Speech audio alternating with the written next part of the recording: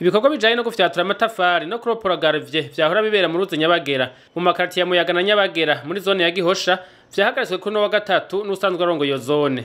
Sibomana Floribert asanzwe arongo iyo zone avuga ko ivyo bikorwa bishobora kubangamira abantu baba ku nkengera z'uruzi Nyabagera na cane cane mu gihe c'imvura. Ubicihutirwa kiraboneka cyane kandi kirumvikana nuko bitarenze uno munsi nyene hasohoka icanditse sori canditse kibuza ibikorwa vyose byo gufyatura amatafari biko bikorerwa muri iki kibanza ku ruhande rwa quartier Nyabagera no ku ruhande rwa quartier Muyaga.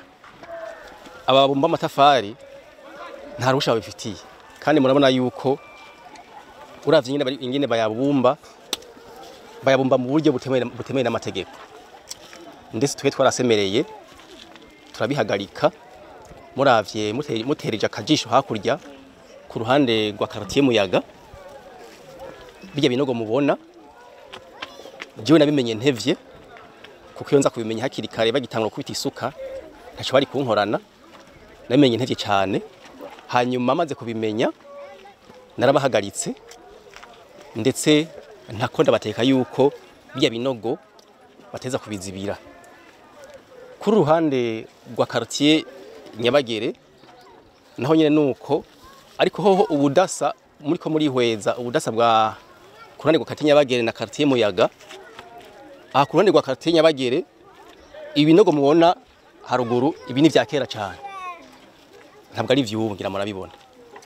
Aba nabo bariko bafyatura amatafari mwihweje murabibonye ni bivu bari barazanye barundaho aha kurande rwa Nyabagere nivyo bivu bariko barafyatura. Kurande rwa Nyabagere ntibaje hasi ngo babomore iyi nkombe isi bayimbe. Ariko kuruhande rwa quartier Muyaga niho nabonye ibintu bikomeye cyane gose kuko mwarabonye yuko hariho haruguru yahajya bari bafyaturira aho inkombe za Nyabagere yahomotse kandi muri hweza hariho umugaga munini utari muto bibonekana yuko no mu misiza aho naho nyene hazohomoka. Rero nkuko nabivuze maze kumenya ko hari abantu bariko bafyatura ngaha narahishikiye jewe nyene ndabahagarika navuze ko nabategetse niko hazibira. Hama ndavuga nti byose harakenewe izindi nguvu cyane ikora kujejwe ibidukikije muri commune Ntahangwa ubuserukira ministère ya environnement muri commune Ntahangwa ndamuhamagara turahahurira ndamusaba yuko bokimfasha ngira ngo mbere mwana shaka kugira ngo kigeraho kigeze ubu nibaza yuko ari intererano yuwo aserukira environnement ibidukikije muri commune Ntahangwa.